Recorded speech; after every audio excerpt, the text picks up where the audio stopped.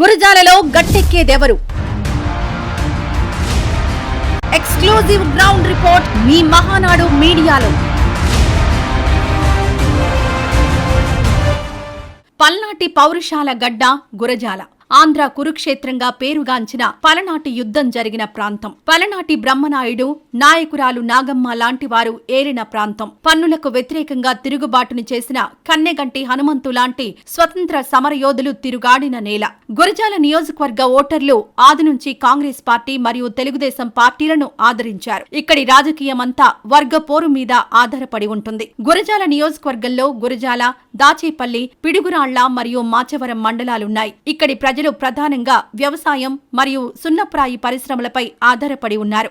2019 ఎన్నికలలో ఎంతో ఘన చరిత్ర కలిగిన కాసు కుటుంబానికి చెందిన మహేష్ రెడ్డిని నియోజకవర్గ ప్రజలు ఎమ్మెల్యేగా గెలిపించుకున్నారు. కాసు మహేష్ రెడ్డి నియోజకవర్గంలో గత 5 సంవత్సరాలుగా ఎటువంటి అభివృద్ధి పనులు చేయకపోగా గ్రూప్ రాజకీయాలను ప్రోత్సహిస్తూ తన కోసం పనిచేసి ఆర్థికంగా నష్టపోయిన పార్టీ కార్యకర్తలను, స్థానిక నాయకులను దూరం చేసుకున్నాడు. కాసు మహేష్ రెడ్డి తనను కలవడానికొచ్చిన విద్యార్థి సంఘాల నాయకులను తన్ని పంపిస్తానని ఆగ్రహం వ్యక్తం చేయడంతో యువత ఆయనకు దూరమయ్యారు. కొన్ని సంవత్సరాల వరకు స్తబ్దుగా ఉన్న వర్గపోరు, హత్యా రాజకీయాలు మహేష్ రెడ్డి హయాంలో పురివిప్పాయి.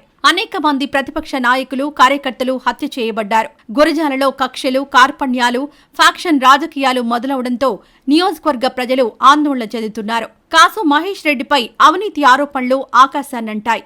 లైమ్ స్టోన్ వ్యాపారస్తులను, సిమెంట్ కంపెనీ యజమానులను బెదిరించి డబ్బులు వసూలు చేశారని మరియు గ్రానైట్ లారీలను చెక్పోస్టు దాటించడంలో కమిషన్ తీసుకున్నాడని సొంత పార్టీ నాయకులే ఆరోపిస్తున్నారు. కొత్తగా ఏర్పడిన పల్నాడు జిల్లాకు గురజాలను పరిపాలనా కేంద్రంగా తెచ్చుకోవడంలో కాసు మహేష్ రెడ్డి విఫలం కావడంతో ఆయనను నర్సరావుపేట నుంచి వలస వచ్చిన నేతగా, స్థానికేతరుడుగా నియోజకవర్గ ప్రజలు ఇప్పటికీ భావిస్తున్నారు. కాసు మహేష్ రెడ్డి ఎన్నికల ప్రచారంలో స్థానిక సమస్యలపై ప్రజలు నిలదీయగా వారిపై అహంకారంతో పొగరుగా దుర్భాషలాడడం నియోజకవర్గ స్థాయిలో ప్రజల నుంచి వ్యతిరేకత వ్యక్తమైంది.